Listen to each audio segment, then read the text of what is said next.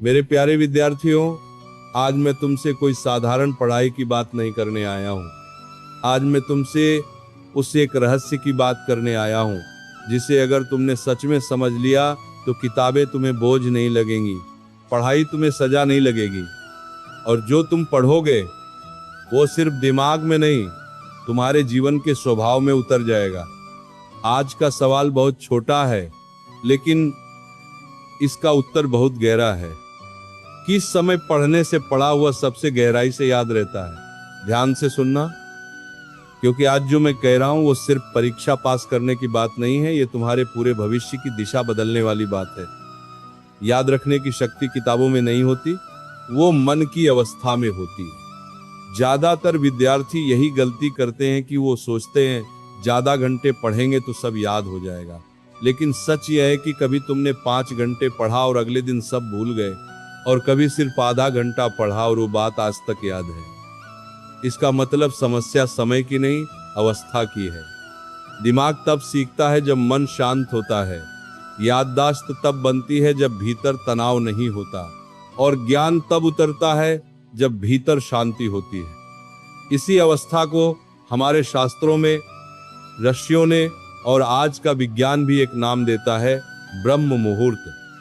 सूर्योदय से लगभग 2 घंटे पहले का समय, जब वातावरण शांत होता है, हवा साफ होती है, मोबाइल की दुनिया सो रही होती है, कोई तुलना नहीं होती, कोई शोर नहीं होता, और मन सबसे ग्रहणशील अवस्था में होता है। इस समय जो पढ़ाई होती है वो सिर्फ जानकारी नहीं बनती, वो संस्कार बन जाती है, और जो ज्ञान संस्कार बन जाए उसे समय भी मिटा नहीं सकता। अब सुबह और रात की पढ़ाई का फर्क समझो। रात में पढ़ने वाला विद्यार्थी पूरे दिन की थकान, डर, तनाव और मजबूरी लेकर बैठता है, जबकि सुबह पढ़ने वाला विद्यार्थी खाली मन लेकर बैठता है।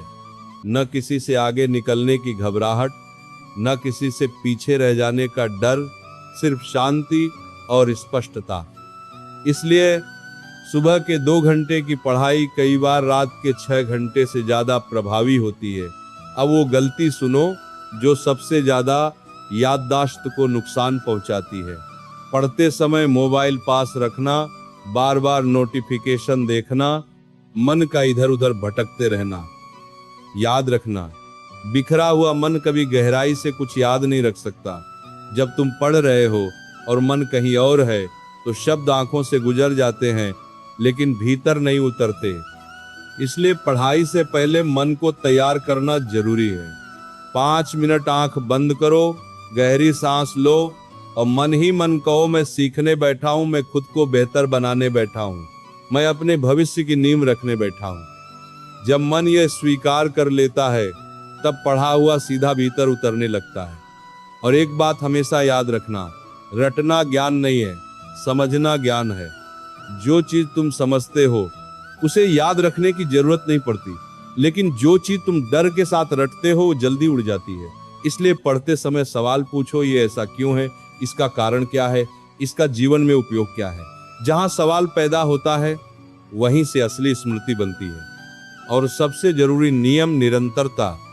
आज 10 घंटे पढ़कर कल बिल्कुल न पढ़ना, यह तरीका कभी काम नहीं करता। लेकिन जो विद्यार्थी रोज एक ही समय, एक ही जगह, थोड़ा लेकिन नियमित पढ़ता है, उसका दिमाग अपने आप उस समय सीखने के लिए तैयार हो जाता है। अब मेरी आखिरी बात ध्यान से सुनो। जो विद्यार्थी आज कहता है कल पढ़ लूंगा, वही कुछ साल बाद कहता है काश उस समय पढ़ लिया होता। समय किसी का इंतजार नहीं करता।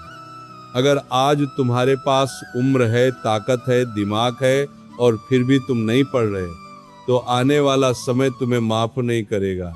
आज सुबह उठो, अपने भविष्य को प्रणाम करो और पढ़ाई को मजबूरी नहीं, साधना बना लो, क्योंकि जो ज्ञान साधना बन जाए वही जीवन बदलता है। और अब मैं तुमसे एक आखिरी सवाल छोड़कर जा रहा हूं।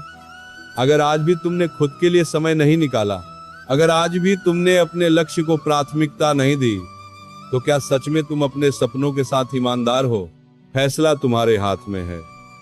या तो आज खुद को बदलो, या फिर कुछ साल बाद किसी और की सफलता देखकर यह वाक्य बोलो, काश उस दिन बात मान ली होती। अगर ये शब्द तुम्हारे भीतर उतर गए हों तो आज से ही अपने समय को बदलो, क्योंकि जो आज खुद को नहीं बदलता उसे कल जिंदगी बदलकर रुलाती है। अब देर मत करो, किताब उठाओ, अपने भविष्य से हाथ मिलाओ और चल पड़ो अपनी साधना की ओर, क्योंकि समय निकलता नहीं है, समय बनाया जाता है, और जो इसे बना लेता है वही अपनी किस्मत भी लिख लेता है। राधे राधे।